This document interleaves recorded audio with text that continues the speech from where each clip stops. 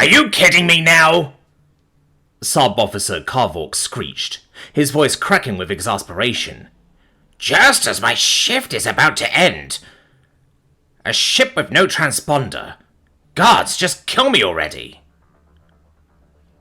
With only 3% of his shift remaining, Sub-Officer Carvork knew this was either a first contact or a pirate attack.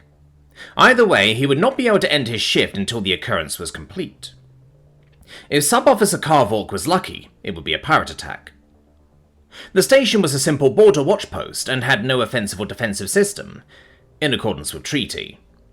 At least a pirate attack would offer a quick death, as opposed to a drawn-out first contact. Sub-Officer Carvork suddenly realized the ship was well within weapons range and had not yet fired. He somehow felt his third stomach drop with the realization this was almost certainly a first contact. Reaching out, he pressed a series of buttons to alert command of a likely first contact and transmit the requisite transmission, a series of 1 and 0 forming a triangle. No glorious death today and no financial safety for my family. Nope, it's a shit sandwich and I get the first bite! Screamed Sub-Officer Carvork, loud enough to startle his relief as they walked into the room. Ha! Looks like you will be on shift for a while yet. I'll just go find something to eat. I heard it's oat mush roots today. The oblong-shaped biped named Sub-Officer Krempok remarked excitedly from behind him, before leaving the room. Command, as expected, provided no response or guidance. First contact was a standard and routine procedure. No guidance needed. Tedious, time-consuming, and delaying my meal, remarked Sub-Officer Carvork. The unknown ship responded to the transmission with a similar series of 1 and 0, drawing a square. Sub-Officer Carvork looked at the ship through the view screen, somewhat shocked at the amazingly primitive appearance. Sloped sides, engines exposed, a big transparent front. Everything one would expect from a species first FTL-capable ship. I bet it has no shields. I could likely destroy that pile of junk with a single shot from an old pulse blaster. If only, Sub-Officer Carvork thought to himself. So began the long and painful process of learning to communicate between the Border Watch station and the first contact ship. Sub-Officer Carvork was now exhausted. He was at 145% of his shift. Finally, he saw hope. The first contact ship was sending a large data transfer which should help the AI on the station parse their language and enable more effective communication.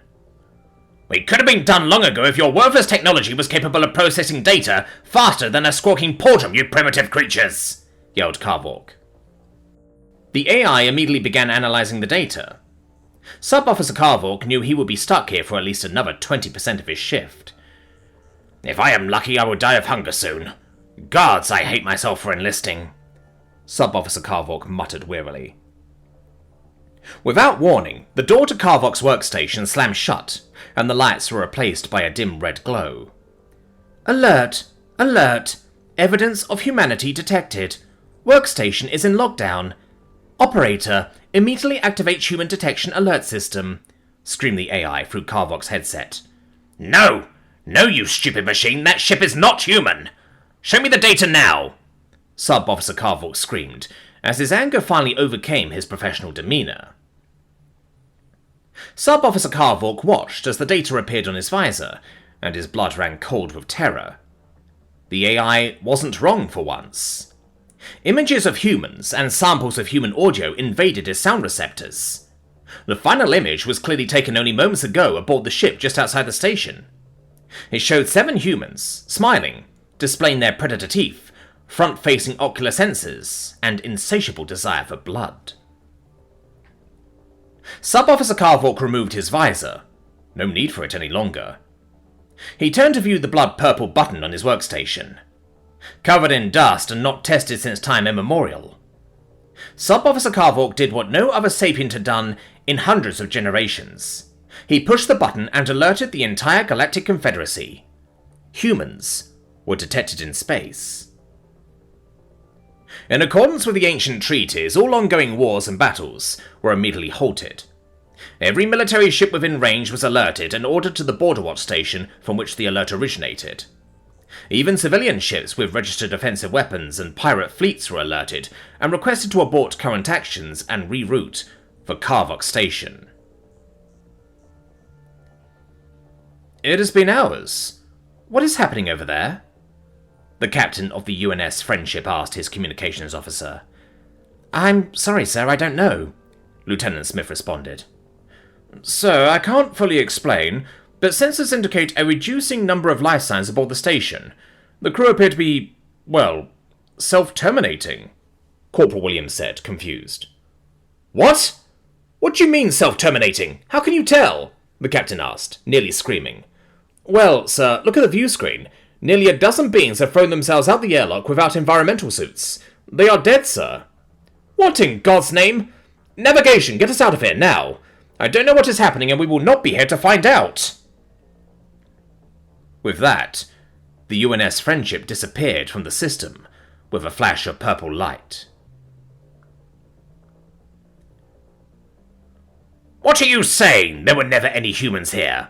You are telling me the entire military fleets of over a dozen empires within the Galactic Confederacy, many of them bitter enemies, performed an emergency FTL jump to this station for nothing? Demanded the Prime Admiral Karvok. We will be the laughingstock of the entire galaxy. Prime Admiral, the entire station's crew self-terminated rather than suffer at the hands of the humans. They must have believed there were humans here. Even the duty officer, Sub-Officer Karvok, self-terminated, albeit while eating his daily ration, replied Lower Captain Kevek. Show me the data sent by that supposed first contact ship, the Prime Admiral's voice boomed. After reviewing the data and interrogating the border station AI, the truth became clear. The Prime Admiral stood before the Supreme Leadership Assembly of the Kavakak Empire. Great and all-powerful leaders, it is true, there were humans at border station 1641 Alpha. For unknown reasons, the human ship departed moments before any Galactic Confederation units could arrive. All Kavakak Empire personnel aboard the station self-terminated to avoid the horrors of humanity. Perhaps the humans left when there was nothing more to kill within the star system, reported a markedly humble Prime Admiral Karvok. Prime Admiral, you are saying humans were detected in space. It has been over 300 generations since humans were last seen. Such news would cause mass panic, a shadowed form stated. Yes, you are right, Great Leader. No, we cannot have that. Prime Admiral, you are to execute any of your subordinates that know about the human presence. We will inform the leaders of other Galactic Confederacy empires of the renewed human threat, but the public will be told Sub-Officer Karvok acted dishonorably and triggered the alarm to terminate his fellow station members before terminating himself. Ensure his family is sent to the slave mines, boomed a second shadowed figure. As you command, Great Leaders, the Prime Admiral said, as he lowered himself to the floor and slowly backed out of the dark chamber.